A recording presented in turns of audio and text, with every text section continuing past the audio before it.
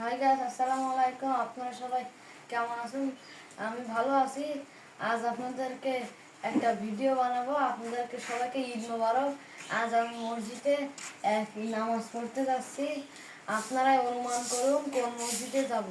তো চলুন আমরা মসজিদে যেতে থাকি। রাস্তায় যেতে যেতে দেখলাম গুড়ি গুড়ি বৃষ্টি পড়তেছে, তাই বাসায় এসে আবার ছাতি নিলাম। গেট খুলে আমি যাচ্ছি মসজিদের দিকে। সামনে দেখলাম একটি হাইওয়ে রোড, যেখান দিয়ে গাড়ি ঘোড়া চলাচল করে।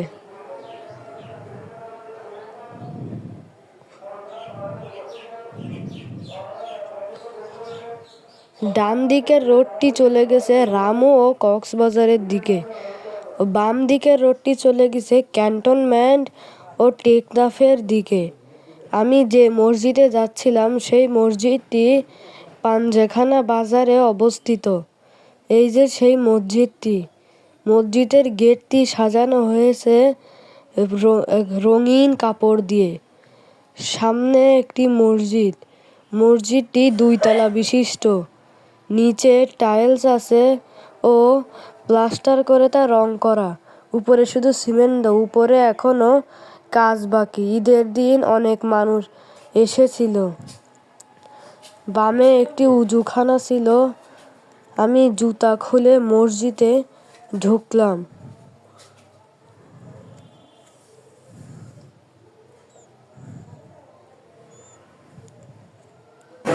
নামাজ শেষে ঈদের কোলাকুলি করে আমরা বাইরে যেতে থাকলাম। মসজিদের বাম পাশে একটি কবরস্থান ছিল। আমি কবরবাসীর জন্য দোয়া করব। অনেক মানুষ, তাই বের হতে সময় লাগছিল।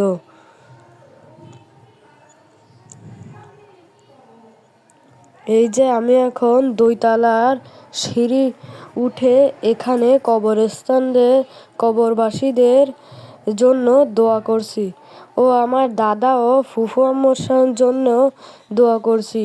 সবাই যেন জান্নাতে যায় ও আমার দাদু ও ফুফু আম্মু যেন জান্নাতে যায়, দোয়া করলাম। কবরস্থানটি ছোটও ছিল না, বড়ও ছিল না, একদম মাঝামাঝি ছিল। দোয়া করার শেষে আমি মসজিদের গেটে ছবি তুললাম। তারপর হাঁটতে হাঁটতে একটি দোকানে আসলাম। এখানে এই এলাকার অনেক ঐতিহ্যবাহী খাবার দেখা যাচ্ছে, যেগুলো ঈদের সময় বেশি বিক্রি হয়। এখান থেকে আমি একটি সামোসা ও একটি সিঙ্গারা কিনে নিলাম ও বাকি আরও অনেক খাবার আছে যেগুলোর নাম আমি জানি না। আপনারা জেনে থাকলে সেগুলোই কমেন্টে জানাবেন। এখানে সামোসার মতো অনেক খাবার রয়েছে। একটি সামোসা ও সিঙ্গারা কিনে আমি রওনা দিলাম। হাঁটতে থাকলাম রাস্তা দিয়ে। ঈদের দিনও পুলিশ আঙ্কেলরা আমাদেরকে ডিউটি দিচ্ছিল, যাতে কোনো ক্ষতি না হয়।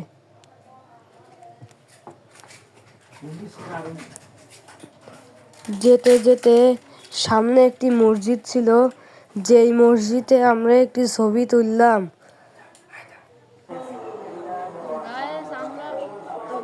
আমরা এখন নামাজ পড়ে অন্য একটা মসজিদে আসছি।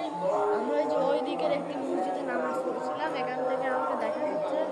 তো আমরা সেখান থেকে অন্য একটি মসজিদে আসলাম। এই মসজিদের সামনের অংশটি দেখতে আমাদের জাতীয় মসজিদ বাইতুল মুকাররমের মতো, তবে বাইতুল মুকাররম সাদা কালারফুল টাইলস দিয়ে তৈরি। এখানে আপনাদেরকে অনেক কিছু দেখাবো, তো আসুন।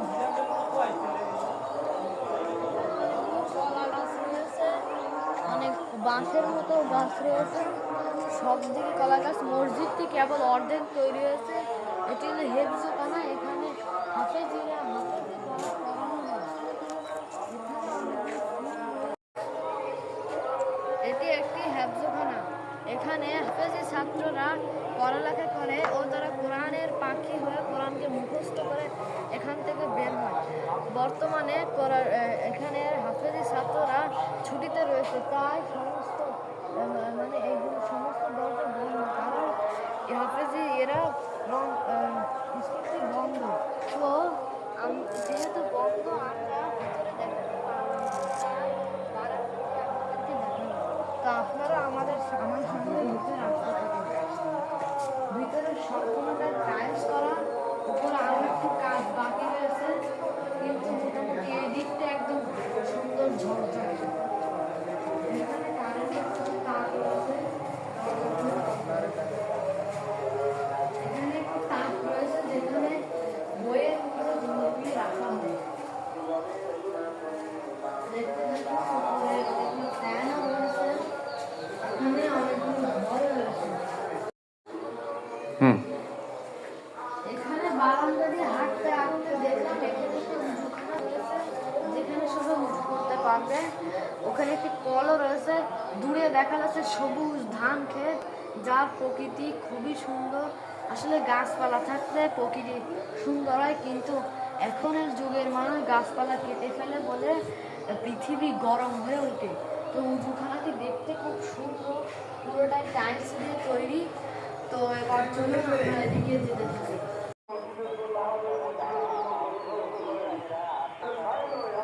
বারান্দাটি ঘোরার পর এবার আমরা এখান থেকে বেরোচ্ছি।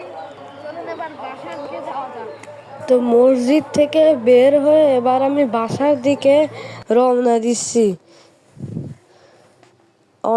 আবার সেই পথ পাড়ি দিয়ে আমরা আমাদের বাসায় চলে আসলাম। রাস্তা পার হচ্ছি।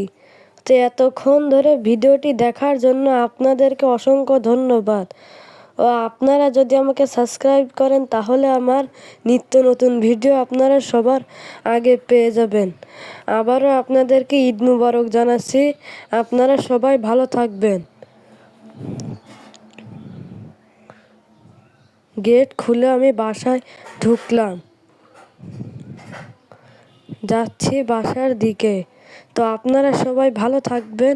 আসসালামু আলাইকুম ওয়া রাহমাতুল্লাহি ওয়া বারাকাতুহু।